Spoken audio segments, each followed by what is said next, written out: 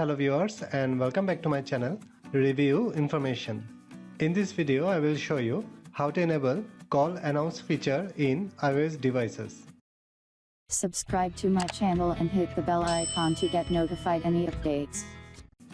Among the new features in iOS 13, have your iPhone announce who's calling when receiving a phone call. This is a nice little addition that can actually be configured in the settings. So, launch the Settings app. Scroll down and find the phone option. Tap on it. From this settings, tap on Announce Calls. It is selected as Never by default. From there, you can specify under what circumstances your iPhone should announce calls. If you want, iPhone will announce the name only for calls you receive when wearing headphones, then select Headphones Only. If you want, iPhone will announce names only for calls received when you are in your car, then select Headphones and Car.